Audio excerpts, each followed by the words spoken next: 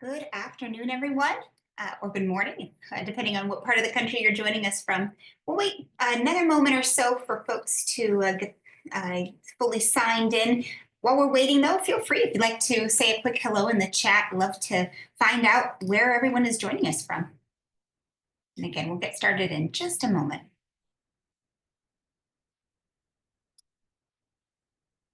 I'll go ahead and start. So I am currently in Urbana, Maryland. Nice, humid summer afternoon, typical July weather. Hope everyone had a good 4th of July. But again, while we're waiting for the Zoom room and everybody to join us, feel free to say a quick hello in the chat if you would like to do so.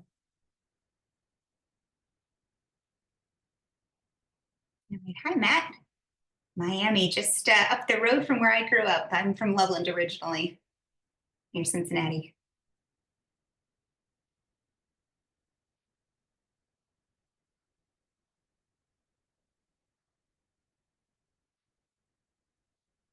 All right. Well, we'll go ahead and start getting going here. So again, welcome and thank you all so much for taking a portion of your summer to learn a little bit more about Parker Dewey, or maybe to get a bit of a refresher. My name is Kristen Schrader. It's my privilege to lead the partnerships team here at Parker Dewey.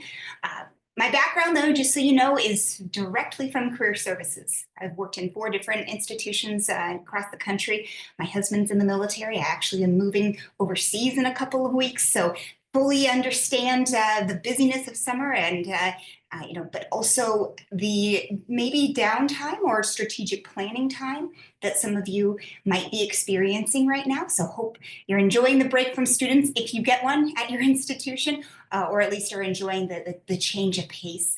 But I'm really excited to have you join us today to learn a little bit, or maybe get a refresher about how we work with colleges, universities, nonprofit organizations, all of the institutions and organizations that we're honored to call our partners. So again, thank you everyone who's saying hello. Got a nice bunch of folks from all over the country, which I absolutely love. So again, feel free if you'd like to continue to say hi in the chat. You're more than welcome to do so. And just a couple of housekeeping things before we start rolling. Yes, we're recording today's session, so feel free. You will get the recording and slides if you have to step away, or if you want to send this to a colleague afterwards, not a problem whatsoever. Please also feel free to keep the chat going and hopping. If you have questions that are top of mind, I'll do my best to answer them as close to real time as I possibly can.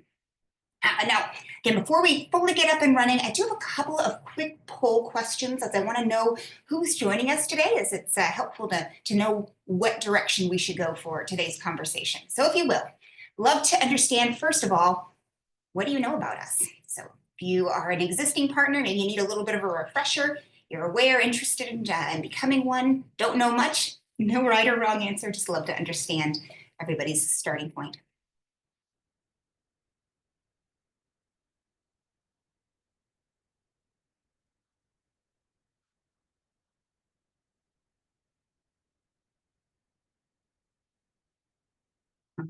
Like most everyone's had a chance to answer, so thank you for taking that moment to give me a little bit of that feedback. Looks like it's a good mix of some folks that are familiar with what we do, and some of you who are brand new, and a smattering of folks that maybe are a little bit more familiar but need a refresher. So again, thank you so much. One other question before we dive in: who do you primarily work with in your role?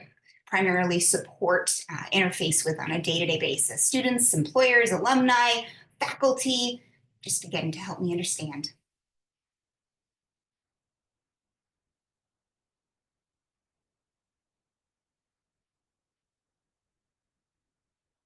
All right, so a lot of student-facing folks, a lot of you also who work with employers and alumni, and some of you also who work with faculty. Having been in a variety of career services roles, I also have had the opportunity to work with all of those various stakeholders.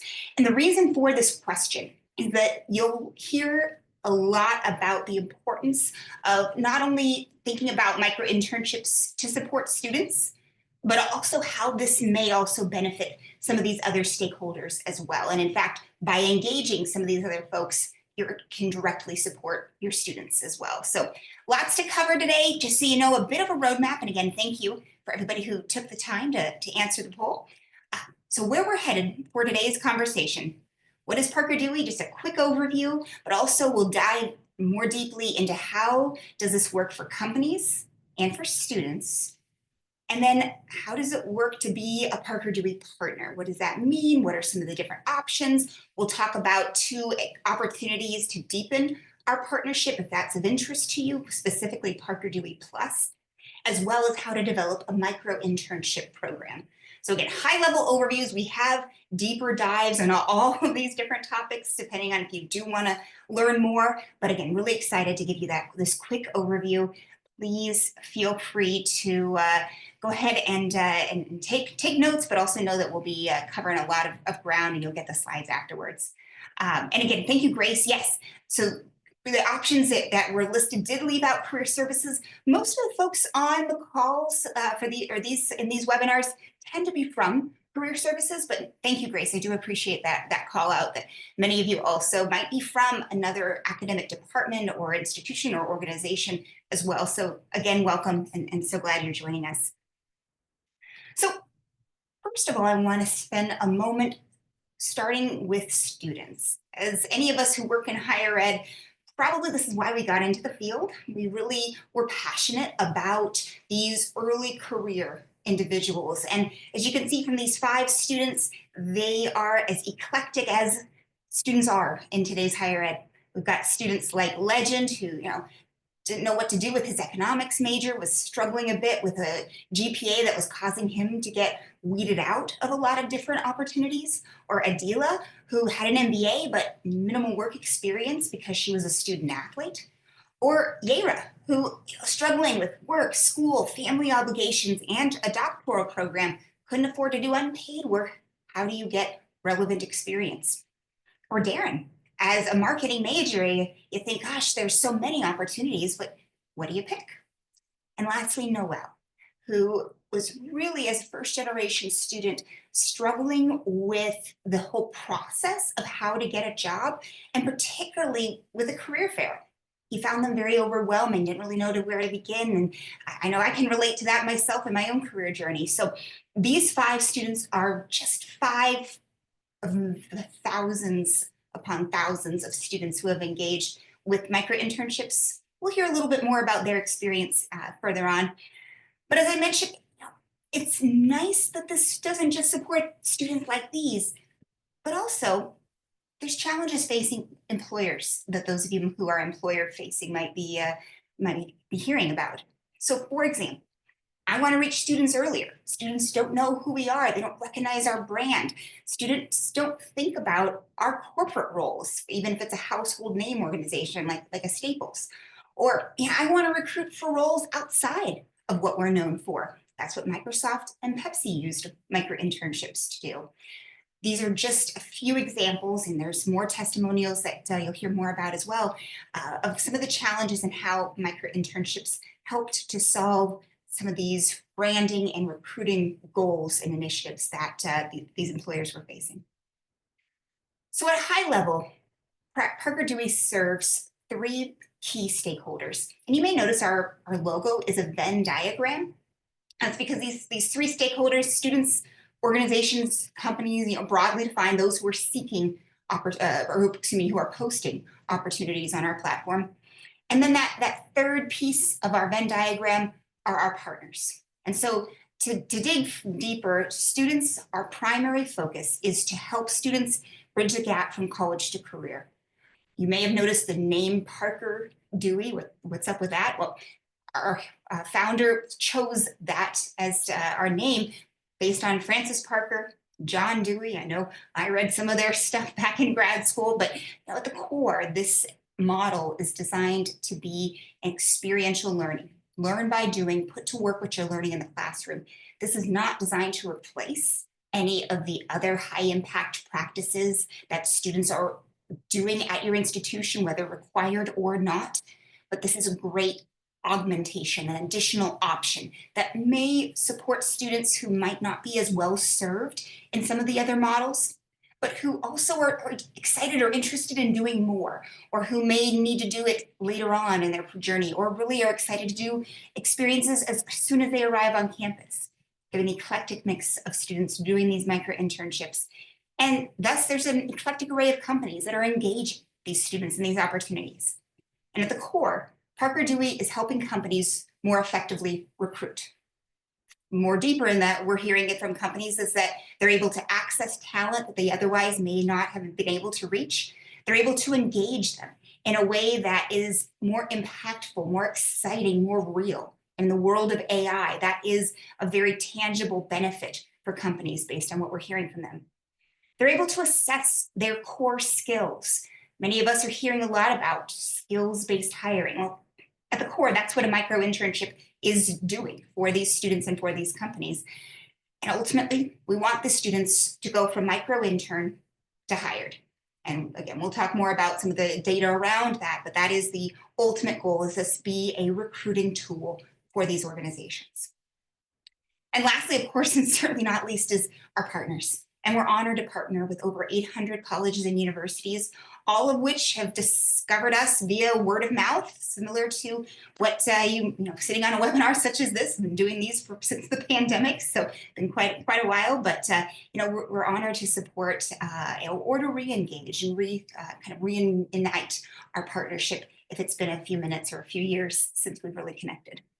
And again, we are helping students across all majors, students and alumni, students at colleges and universities, as well as certification programs, boot camps.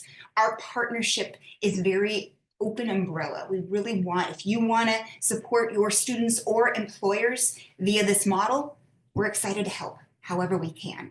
Similarly, other partners include nonprofit organizations that focus on students, as well as nonprofits who focus on organizations such as a chamber of commerce or a workforce development organization. And again, we're just trying to help these entities more effectively connect and recruit early career talent. So again, our model of doing this is a micro internship. So let me spend a moment explaining how we define this concept. We've been doing micro internships and actually pioneered the concept almost 10 years ago. But our definition is that these are short-term, paid, professional projects. They're completed on demand by this highly motivated early career talent. Early career is key because we are very much focused on that early stage of one's professional development.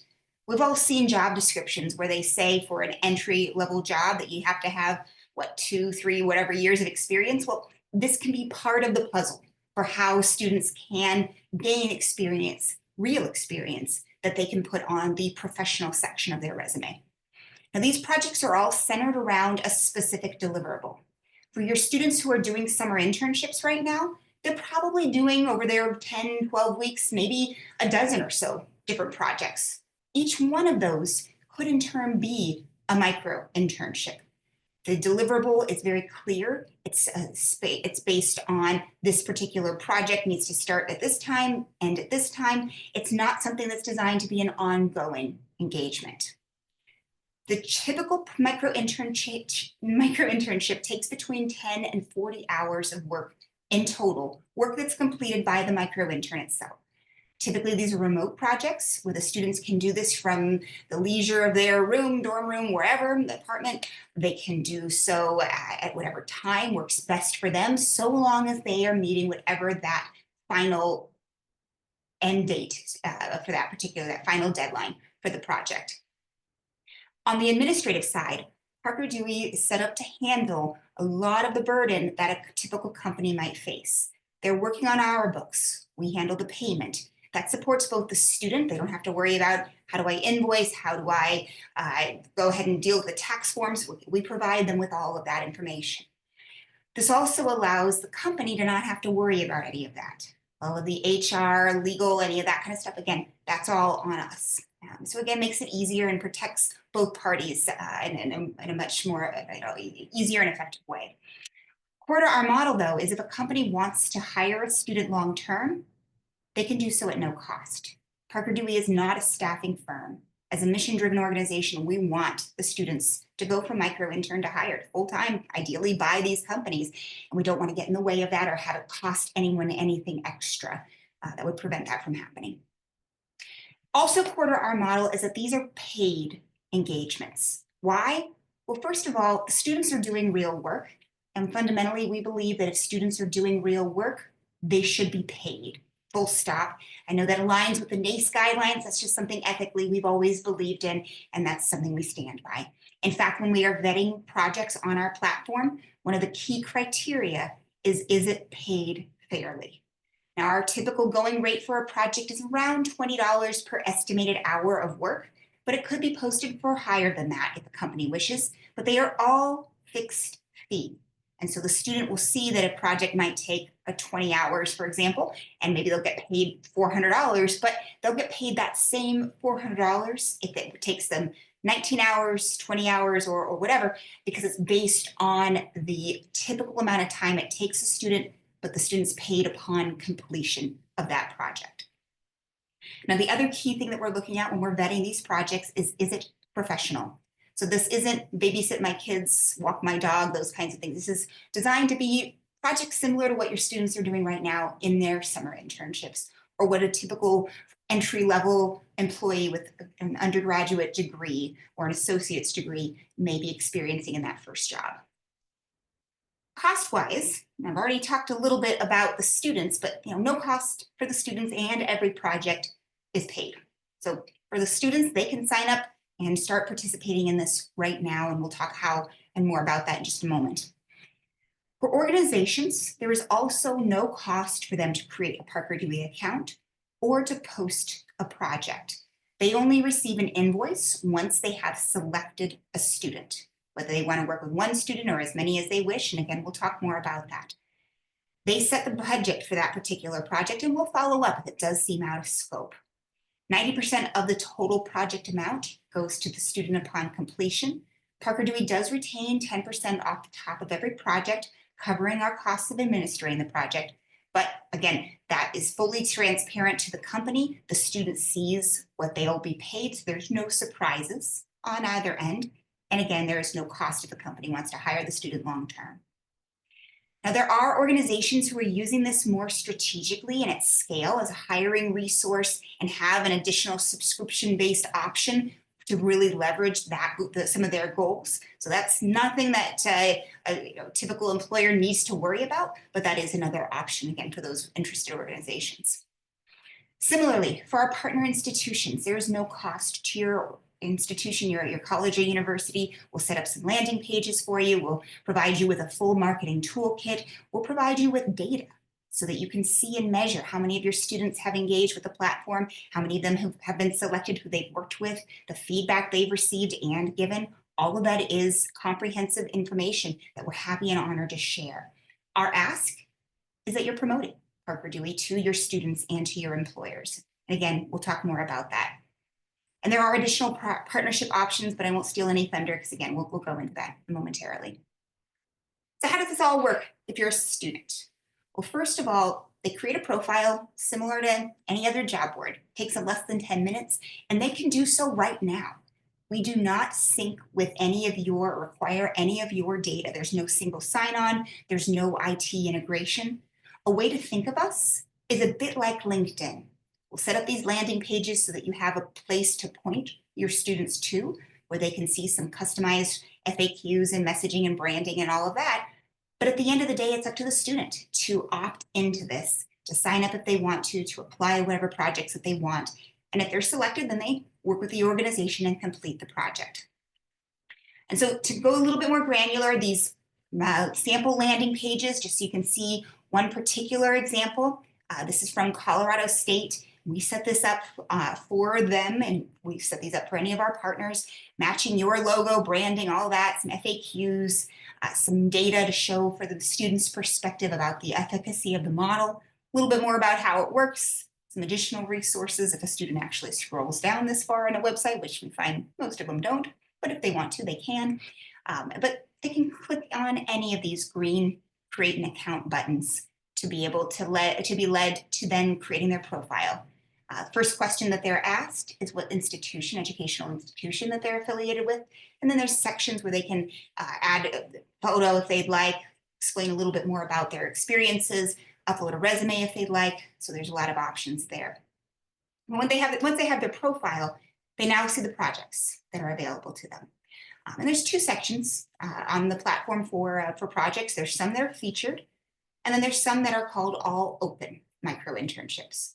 Now, those featured projects are featured because that company who posted the project said that they only wanted students from certain schools or who are affiliated with certain programs or organizations to see that project. So your students may not see featured projects. The most projects that get featured tend to be because the school told that company about Parker Dewey Micro-Internships. And so those companies that post those featured projects tend to know who they want to recruit from. They're using this as a way to deepen their existing partnerships or relationships. And we see this with both big companies and small companies. But there's always projects open for all students. There's actually some right now where the company is specifically saying, I want to use this as a way to hire students for open full-time roles. But they'll see those projects, they can click more details, see a little bit more about the project itself, the timeline, how much they'll get paid, whether it's on-site or remote. And if they're interested, they can click apply, and then they're led to answering at least one short answer application question. Or in the example that you see on the right, there's two application questions. That application question serves as both the application, it's also kind of like an interview. Very, very critical that the students take these seriously. Because from the perspective of an employer, those of you who work with students, this is what it looks like. Emma and Wyatt applied to the exact same micro-internship. Emma was selected, Wyatt was not. But if we dig a little bit deeper, it's actually not because Emma wrote a little bit more than Wyatt. Yes, Emma had a customized, a very well-edited response, whereas Wyatt didn't really go into too much detail, but Wyatt also didn't have a resume, didn't have a really complete profile, didn't have a headshot, didn't have a letter of recommendation. All of those extra steps that Emma took really stands out when you're just looking at these two screenshots. They're also, when you look at Wyatt's response, those short answer application questions essentially for a company replace a phone screen. And if you work with students, this is a golden opportunity for you to see how seriously students are actually taking their job search process. We don't allow students to just go click, click, click and apply. And in this age of mass applications where companies at NACE, I was hearing last month that they're overwhelmed with thousands of applications from one school in some cases. That's not what we see here. Yes, we see large volumes of applicants, but these are all students who had to take that extra step to at least answer some sort of short answer response. They always have to answer something like, why should we select you? But then the company may add additional questions that are specific to that project. Now, those students then who are selected, then the project gets done. So they have that kickoff conversation with the project supervisor. Every project's a little bit different, but most start off with a real-time meeting via Zoom, Teams, or whatever. Sometimes the companies may select multiple students and do a big group meeting, like in the case of the project that was on the previous slide. They hired 14 students all at once, and they had this onboarding call right at the same time. Otherwise, it might just be a one-on-one quick conversation, 10, 15 minutes to go over the details of the project. But then the students largely working on their own. And so if you're working with students, think about what students you want to share this with intentionally, because not every student may be ready for this yet. This is not something where they're typically going to get a lot of hand-holding. And so as you're thinking about this, you probably can imagine a student who's the real go-getter. They might be a first-year student. They might be a senior. But you also might think of a first-year student or a senior who's just not ready yet. So you may want to think about that when you are recommending whether or not they should pursue this. But we do find that the students do a really phenomenal job with micro-internships. They just really exceed expectations over and over and over again. And if they do have questions, we have a client success team that both sends students and companies resources about how to work together, but also that are here to help with any odd question that may come up. But keep in mind, when the company selects the student, they're both put directly in touch with each other. So the student has somebody on the other end, a real person who posted that project, who is by nature inherently motivated to see the student succeed. They want to get this project done. And so they want and are there to help answer those questions for the student as well. And then when the project's done, student and the supervisor both have a survey that they complete within the platform. The student survey is based on and includes questions around the impact of the experience based on the NACE career readiness competencies, and I'll share more data about that in just a moment. Now for the students, you can hear and read these at your leisure. We also have additional student testimonials in cases of interest. But we hear them doing this and see them doing this for a variety of reasons. It may have been the only thing that fit into their schedule. This may have been a great way to help clarify their goals, to figure out, wow, I didn't realize that I didn't like that. I want to take my career in this direction, to boost their confidence. So there's a plethora of reasons, and it's exciting to see that it's as diverse as the students themselves, why they're continuing to take full advantage of these opportunities. Now, there are a couple of populations I do want to touch on real quick. International students, yes, they often can do micro-internships, but they do have to have work authorization. So most of the time we're seeing pre-completion OPT as the most commonly used option that students are sharing with us as to how they're able to do this. We are seeing an increasing number of students who are able to get approval via CPT. Typically, those are when the school and the project supervisor may have some sort of a relationship. Maybe the faculty member knows the project supervisor. So again, there's a lot of ways that can work for the students. Our philosophy, we are the employer of record, so we are providing the letter for the students. However, we also send them back to their school. When they sign up for the platform, we're telling the international students, go to your school's international student office. We don't want them to get in trouble. We also are sending them to their international student office when they're selected to make sure that they can do this. We don't want any students to have any challenges. Now, the question around if they're not in the US and bring their own employer network. So Grace, great question. At this point, all of our partnerships are with US-based institutions. That's something, Grace, I'd love to talk with you offline about because that comes up a lot. I've talked to schools all over the world, and so love to share a little bit more about how we potentially could help if given whatever details around your students and your institution. So more to come, and we'll talk, I hope, very soon, Grace. One other population I do want to touch on as well are undocumented students. And again, US undocumented students. Fortunately for them, they do not have to have DACA or TPS in order to do a micro-internship. But they do, if they don't have DACA or TPS or a social security number, they do have to have an individual taxpayer ID number or ITIN. Many of these students may have that if someone's ever declared them on their taxes. So again, happy to talk more about these students. We do a lot of work supporting undocumented students. So they are a population that's very top of mind at many institutions that we're partnering with. So please keep that in mind, and you can feel free to read through this at your leisure. I do want to note, though, there are some organizations that require US citizenship even for their micro-internships. Those tend to be government-affiliated organizations, like a big government contractor, and they will note this requirement in the project description. So tell your students, read through that carefully just so they're not disappointed if they're not able to participate. So switching gears, for the companies, they too, simple 3-step process. They post the project, pick the student or students that they want to work with, and the work gets done. Now, again, we are handling the vetting of these specific opportunities. And so if a company is posting a project that's not appropriate as a micro-internship, they'll get an email from our team saying why it's not a good fit.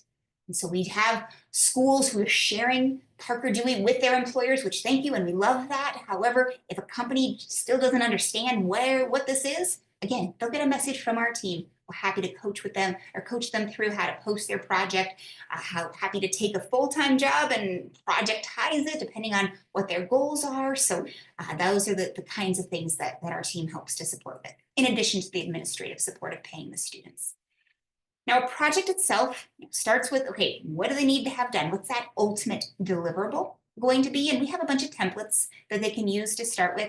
We also have some examples on our employer-specific landing pages. So in the case of Harvey Mudd College, for instance, they are a school that has a lot of more tech-focused students. So engineering, computer science, those are our major academic programs for their institution. So their project templates are geared towards that. They're not going to have creating social media, for instance, as their project template.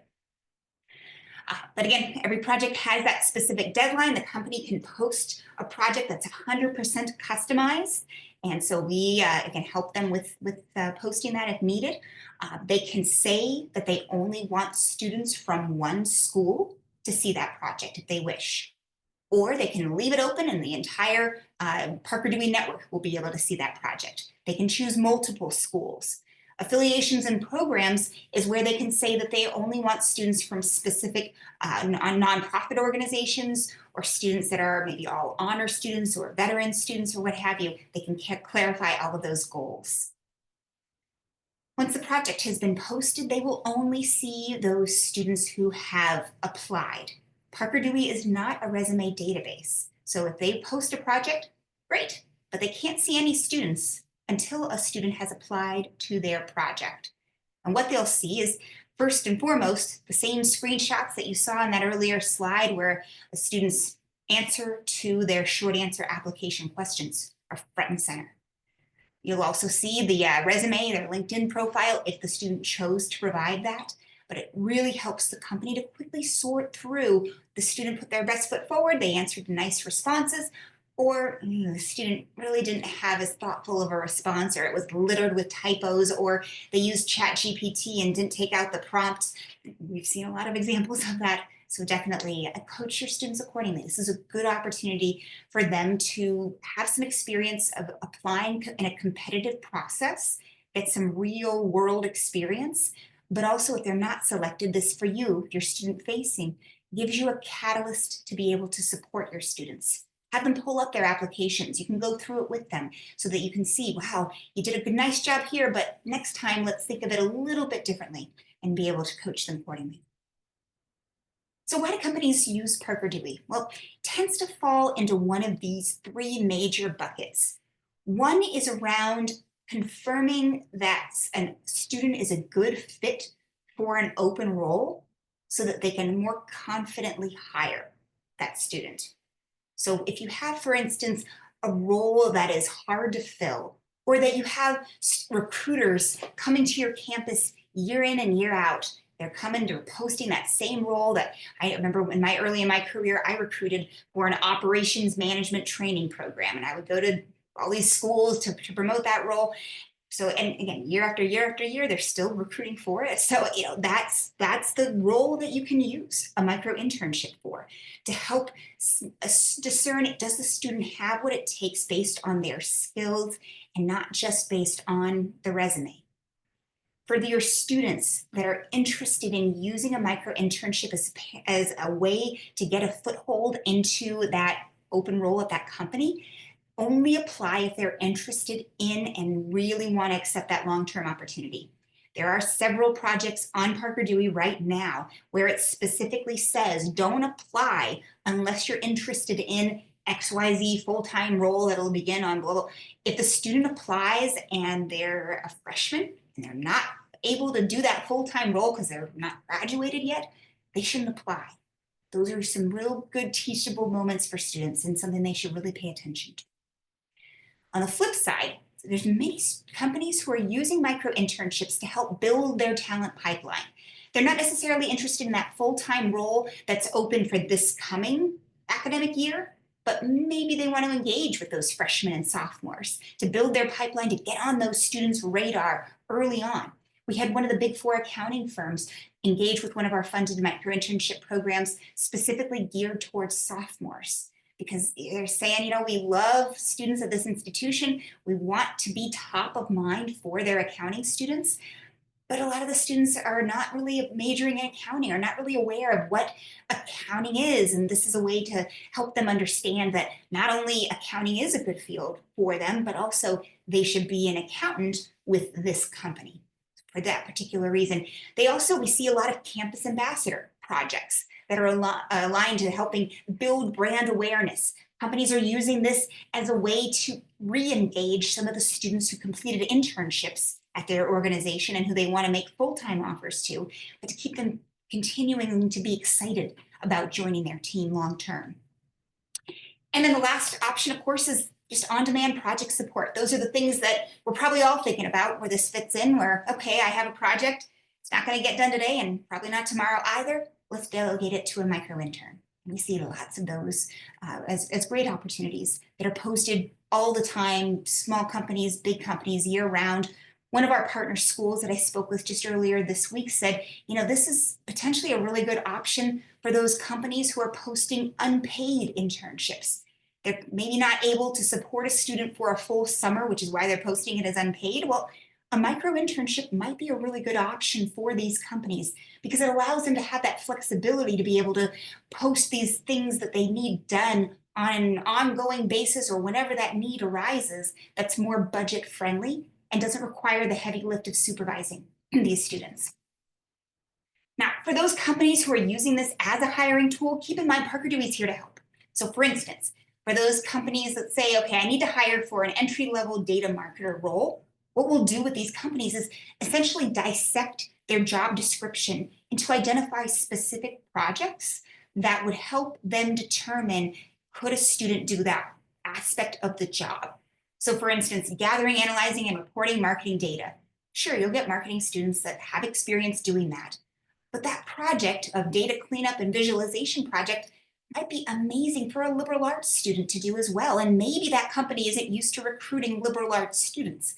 But we've seen time and time again how companies' minds and perspectives are opened because they're able to work with students at a lower cost, more economically, but also just allowing them to be more experimental about who they're recruiting with, the students, the schools, the GPAs that they're engaging tend to be a little bit more open with a micro-internship. And that creates more opportunities for your students. It also helps these companies recruit much more intelligently because they're able to engage populations that otherwise they may have missed. Good question, Andrea. So we don't really focus too much on the projects, whether it's a .org, we don't actually source or ask that question of if it's a nonprofit, for-profit, et cetera. If I were to do a rough guess based on just another program that I crunched numbers for about a year or so ago. At that time, it wasn't open to all type of companies. And for their case, at least, and it's a pretty large program, they had about 60% of the projects that were sourced, that were participating were from nonprofits. In their case, that tended to be a larger number of nonprofits who were doing fewer numbers of projects. And so that's kind of what we're looking at, as opposed to bigger companies tend to post for larger numbers of students. So hopefully that helps, Andrea. Now, I want to highlight a couple of ways that companies have used micro-internships, starting with Smith & Nephew. They're a medical device company located in the UK. They were struggling to fill their commercial leadership rotational program. It's basically their sales development program. So they posted that micro-internship, and it specifically said, please only apply if you're interested in that full-time sales role beginning June of 2023. They ended up hiring 12 micro-interns for that project. And the students were each paid $180, and 5 of those students ended up getting hired full-time. And the reason I like to highlight this particular example is because now we're, 2 years later, all 5 of those students are still there. And so this is not only a significant cost per hire reduction of 70% compared to NACE average, but it's also a really great retention tool. Because for the company, they were able to engage students at schools that were not necessarily their target schools, but they also had some really great motivated students from a wide variety of academic programs. They, for example, had liberal arts students, engineering students, business students. It was a really eclectic mix. And again, worked extremely well for them. And if you can see, there's a lot of other ways that this can fit. This particular flyer can be a really good one to download. So I'll put this in the chat in case this is helpful as a resource for any of you. But this is essentially a one-pager that you can use or print off and keep handy on a bulletin board or something. When a company says that they're struggling with this, here's how micro-internships can help with some data and a student testimonial. Similarly, another example is Train Technologies. And the reason I wanted to highlight them is they were very focused on deepening their engagement of target schools, students at target institutions. And so they were really focusing again on just about 10 schools that they already had existing relationships with. They also engaged hiring managers from these different technical departments, so engineering-esque types of department heads.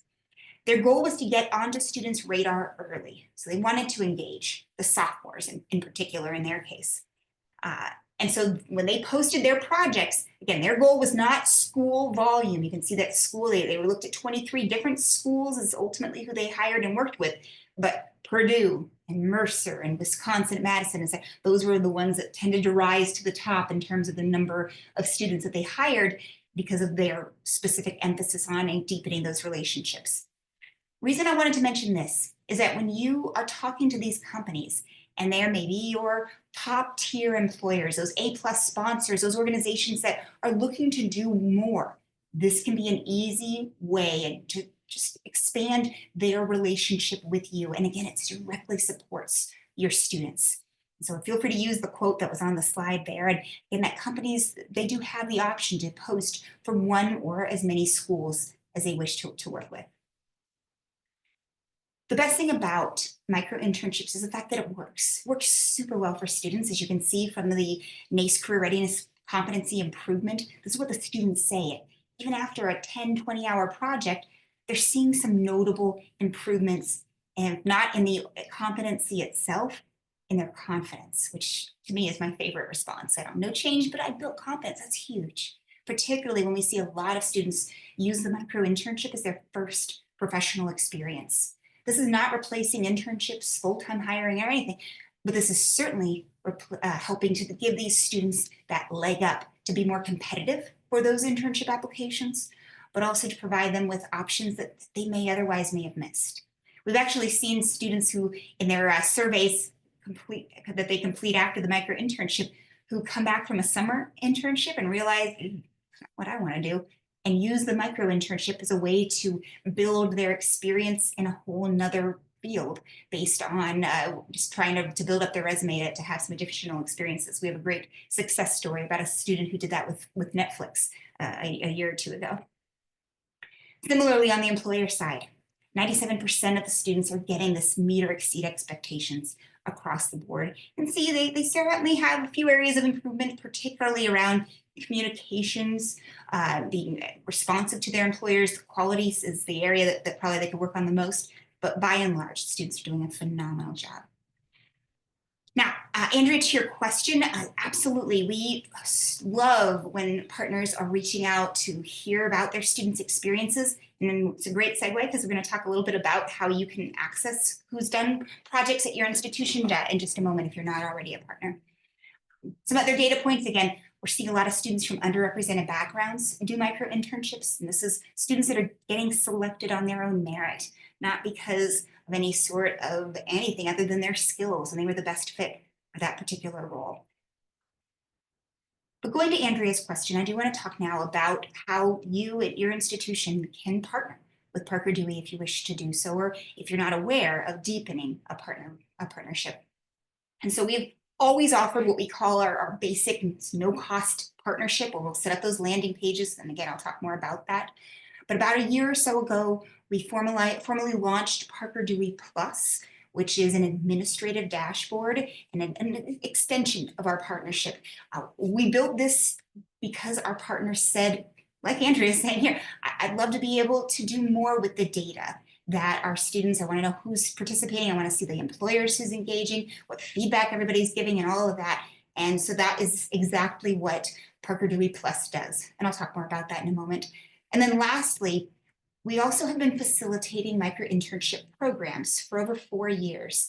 And this is essentially where partners have funding that they want to allocate to support their students on micro-internships. So I won't steal any thunder. I'll talk more about that in greater detail in a moment. But at the basic level, and again, no cost, we set up these landing pages. It takes about 24, 48 hours to do so. All that we need is your logo and a couple of other pieces of collateral to make sure it aligns to your brand. We'll send you some marketing resources and things to get started. And then you'll get ongoing support, our newsletters. You'll get some events, promotion, things to share at specific times, depending on the time of year.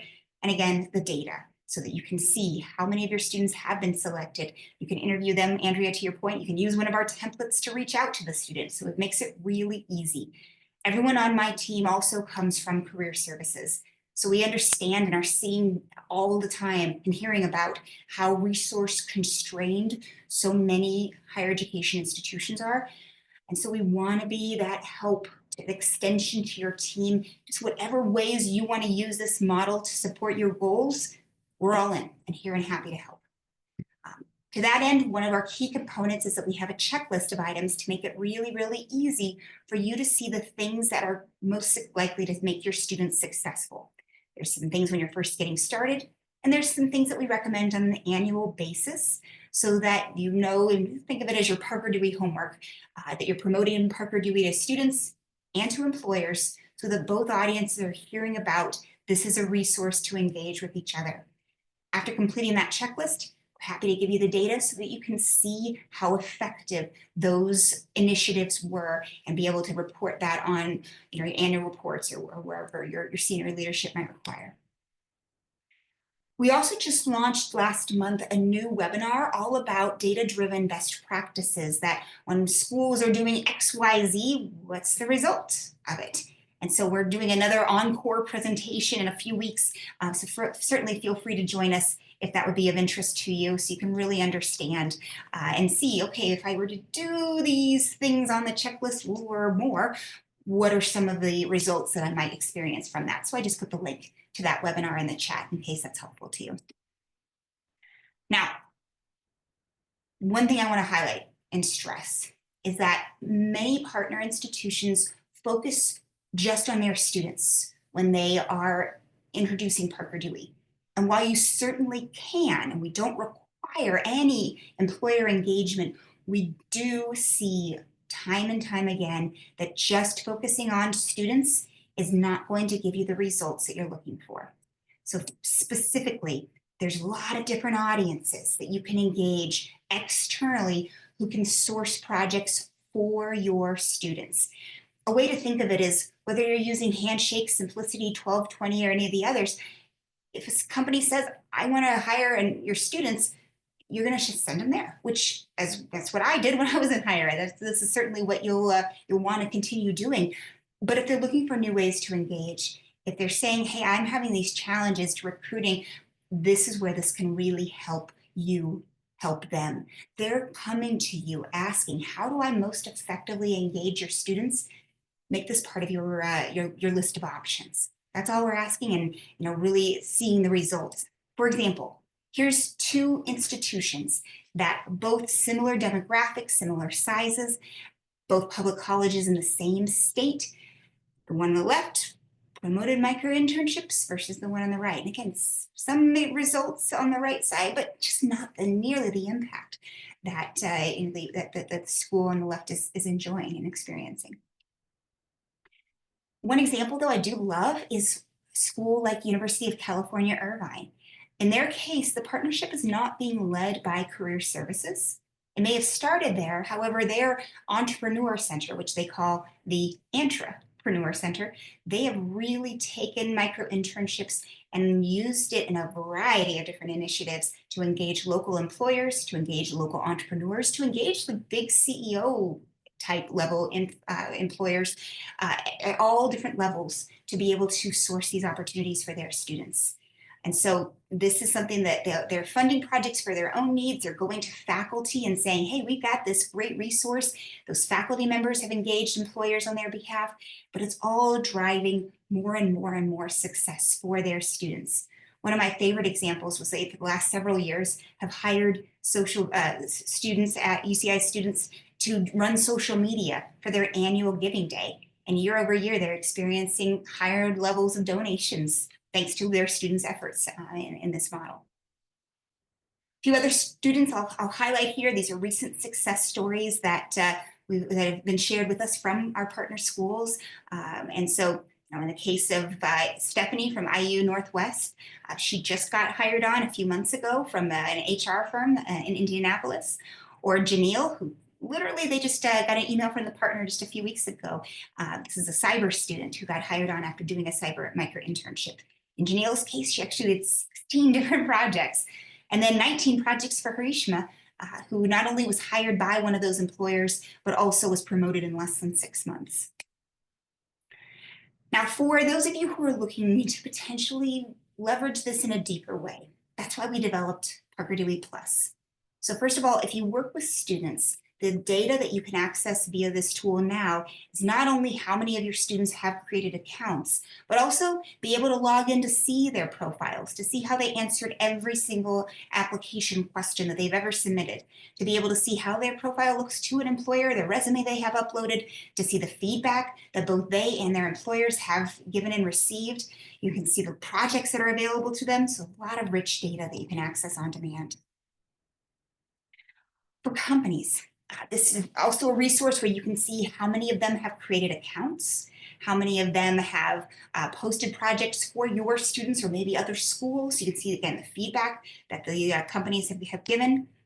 And then also for your just general awareness, Parker Dewey Plus, that $2,000 a year subscription, also includes a micro-internship where you can hire one of your students to be a student ambassador. This not only guarantees one of your students to be selected for a project, you pick them, but also it allows them to be yet another person on your team promoting this to their student or their fellow students, maybe to employers, going to classes, tabling, whatever you want to have them do. We have a full list of things that you could have them do to get you started. But again, it's designed to help you have another resource, so this is not adding to your workload. Now, some of you may already be eligible for Parker Dewey Plus. One example is maybe you have an existing program funded by your institution. That automatically includes Parker Dewey Plus. If it's $10,000 a year program, that is just part of the package, if you will. You want to have as many schools and users as possible using this if it's going to be useful to you in your role. Similarly, Parker Dewey also runs programs on behalf of consortiums of schools. So for example, we're running some tied to all HBCUs, HSIs, and every college and university in Indiana, Florida, Connecticut, and all public schools in Kansas, thanks to the various programs that you see. I know they do have end dates because they're all funded through various grants or other sources, but if that is you, let us know, and you can have access to Parker Dewey Plus at no cost as well. Now, lastly, I mentioned programs. So this is where a partner says, this sounds really amazing. I have funding for experiential learning at my institution, and I want to stretch those dollars to support even more students. These programs typically start at around $10,000. We have some that are smaller than that. However, they are designed to help you support even more students with the same dollars. And this guarantees that whatever students you want eligible for this funding can work with whatever employers that you want them to work with. You have total control over that particular match if you wish to do so. So essentially, you decide the students, you decide the employers that are eligible. Why do schools do this? As I mentioned, stretching those dollars, but it also allows, and most of these programs will align with some sort of specific institutional goal. The University of Delaware, for example, they're highlighted as a programs partner as we've been running their Blue Hens Work program for about 4 years now. In their case, it started off with a small grant that they had, and they said, you know what, we really want to use that money to help University of Delaware students understand about career opportunities in the public service. And so their program is only focused on nonprofits and government entities within the state of Delaware. So that's they're very narrow focus, but it's been something that they've seen some tremendous success in a variety of different ways. We've been doing this since early 2021. Our two original program partners were the Kansas Micro-Internship Program, which is a multi-institution program tied to the state of Kansas. The Board of Regents actually was the original creator of the program, and then we have been facilitating and running it ever since. It recently received Strata funding a couple of years ago, supporting the community colleges in particular, but it also supports the four-year public institutions as well. The other program partner that we've been working with since 2021 is Swarthmore. Swarthmore actually ran its own micro-internship program in the early days of the pandemic. They developed it and they reached out to us about 6 months in saying, we love this program, but it's a lot of work to run it on our own. And so we've helped them continue to scale it, to tweak it, to focus on different strategic initiatives, to focus on alumni in their case. And so those are just two of our examples. We've worked with dozens of other higher education institutions, nonprofits, companies that have philanthropic arms. For example, we work with the IBM education program. We work with the SHRM Foundation, the Society of HR Management.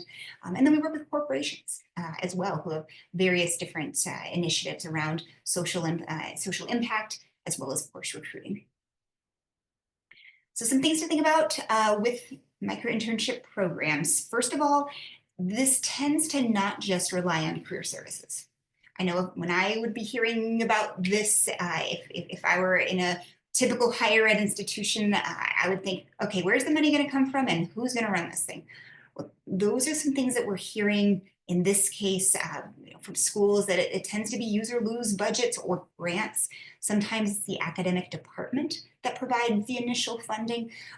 Faculty can be a great stakeholder and involved in this. We've seen the small business community help out and participate in this as a way to help with the institutions who are focused on community-based organizations and supporting the local economy. Or it could be about your alumni or about parents.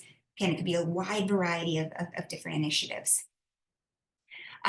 Amber, to your question here, so only students from colleges that are part of one of the paid programs can apply? No, so this is just if the school wants to pay for projects for their students. There's also projects that are open to all, and most micro-internships are funded by whoever posted that project. And that company gets to say, I want everybody to see this, or I only want students from these specific schools. So yeah, hopefully that answers, Amber. Thank you. Now, from a cost perspective, this is how the money breaks down. That top line is the overall cost, but of that $10,000, for example, $8,000 of that goes directly to the pockets of your students upon completing these projects. The $2,000 that's retained by Parker Dewey allows us to help support and manage the program. And you can see 18 students can easily be supported by a $10,000 investment. Some schools will say, that's great, but I want to support even more. Okay, great. So that 18 students assumes 20-hour micro-internships. We see schools that provide 10-hour micro-internships so they can stretch the dollars to support as many students as possible. Other schools will say, I really would like students to have a bigger experience. Again, great, no problem. We can see plenty of projects that are 40 hours, if not more. And the management that we take on to facilitate these programs includes everything from creating the marketing materials, but also the day-to-day. So if students and/or employers have questions, they come to us, not to you. Similarly, a company who posts a project and maybe it's for 25 hours and your program only funds 20, we take care of that, reaching out to them, coaching them on how to adjust the project, et cetera, so that you don't have to. You can just turn this as very plug and play and designed to be as hands-off as we possibly can make it. So you can read a little bit more about the alumni focused program from Swarthmore. They actually focus their program on winter break in their case. University of Delaware recently switched to that similar model as well. And then this summer, they're also running a summer cohort of the same program that I mentioned earlier. Now, George Washington University is another example. Theirs was a $5,000 use or lose budget that they wanted to stretch to support as many students as they could. So 25 students did these 10-hour projects, and that resulted in at least one of them getting hired on full time. They were focused on engaging alumni and have since had an emeritus board member who has been able to fund the program in perpetuity. So there's a lot of other examples and more details about this. Certainly, if this is of interest, happy to talk more about it. And certainly you can join us or watch the webinar recording if this would be of interest or helpful to you. Speaking of webinars, we do a lot of them. And so there are other options for your students and for employers. Please, any of these are open to any student or employer that you wish to just have learn more. The monthly FAQ webinar for students, as well as for employers. Again, those are monthly, they are recorded. That middle one is an office hour session that we do host monthly, but it is tied to just not being recorded so that it can be open to whoever is top of mind, whatever questions are top of mind for the students in attendance. So where do we go from here? This is really up to you. This is, certainly recommend think through what your goals are for micro internships. I have put another poll there, so if you have additional questions or thoughts, happy to kind of follow up with you based on whatever you're indicating are some of your goals, and if there'd be additional help that we could provide. Again, happy to partner or deepen a partnership with you if that would be of interest to you. And at the very least, certainly start sharing with your stakeholders as early as right now. This partnership is not required. We welcome any and all students and employers to engage to whatever extent they wish. For GW, just to answer, Andrea, your question, that was a $5,000 budget in their case. And so the students earned a little less than $200 for that particular project. I think there was one other question that it was, sorry, Lena, that I missed this earlier.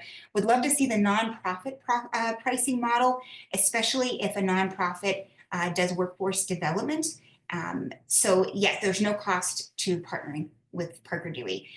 So we can talk a little bit more because some partnerships you can do the Parker Dewey Plus or program options. So certainly we can talk further if that would be of interest to you, Lena. And I apologize, I missed your question earlier.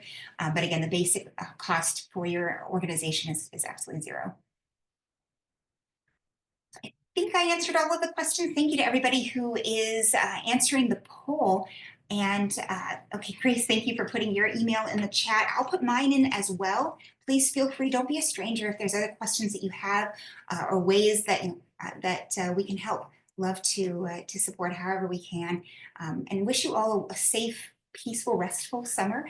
And again, thank you so much for your interest in joining us today. I'll stick around for another moment or two if there's other questions, but I wish you all a great rest of the day.